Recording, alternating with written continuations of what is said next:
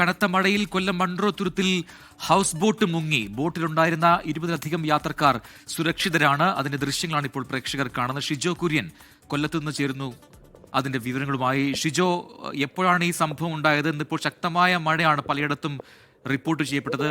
ഇതിൽ ഉണ്ടായിരുന്ന ഈ ഹൗസ് ബോട്ടിൽ ഉണ്ടായിരുന്നവരെല്ലാം സുരക്ഷിതരാണ് എന്ന കാര്യം ആശ്വാസമാണ്. വിവരങ്ങൾ ഇതിന് ഏറ്റവും ആദ്യം പറയേണ്ടത് ഈ ഹൗസ് ബോട്ടിലുണ്ടായിരുന്ന 26 യാത്രക്കാരും സുരക്ഷിതരാണ്. മറ്റ് നാശനഷ്ടങ്ങളോ ആളപായമോ ഒന്നും സംഭവിച്ചിട്ടില്ല എന്നുള്ളതാണ് ഏറ്റവും ആശ്വാസകരമായിട്ടുള്ള കാര്യം. ഇന്ന് വൈകിട്ടോടുകൂടിയാണ് കൊല്ലം മൺട്രോ തുരുത്തിൽ കക്കാട്ട് കടവിന് സമീപം സിംഗിൾ ബെഡ് ഹൗസ് ബോട്ട് കടവിൽ ഭാഗികമായിട്ട് മുങ്ങിയത്.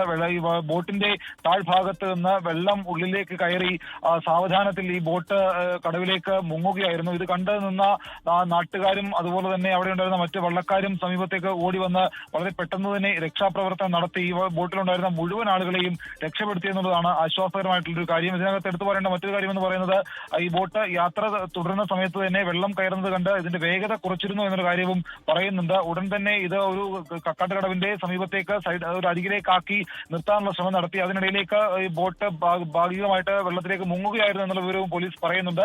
എന്തായാലും ബോട്ടിലുണ്ടായിരുന്ന 26 യാത്രക്കാരെയും രക്ഷപ്പെടുത്തി. നമുക്ക് ആ ദൃശ്യങ്ങൾ കാണുമ്പോൾ ഇതിന്റെ തീവ്രത മനസ്സിലാകും.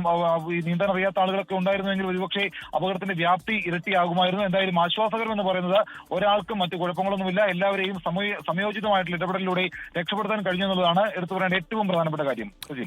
യെസ്, ആ ദൃശ്യങ്ങളിൽ കാണാം. കൊല്ലം മൺട്രോ തുരുത്തിലാണ് ഹൗസ് ബോട്ട് മുങ്ങിപ്പോയത്. അത് പൂർണ്ണമായി മുങ്ങിയ അവസ്ഥയിൽ തന്നെയാണ്. പക്ഷേ അതിലുണ്ടായിരുന്ന 26 യാത്രക്കാരെയും രക്ഷപ്പെടുത്തി സുരക്ഷിത സ്ഥാനത്തേക്ക് മാറ്റിയിട്ടുണ്ട് എന്നാണ് ഷിജോ കുര്യൻ റിപ്പോർട്ട് ചെയ്യുന്നത് കൊല്ലത്ത് നിന്നും.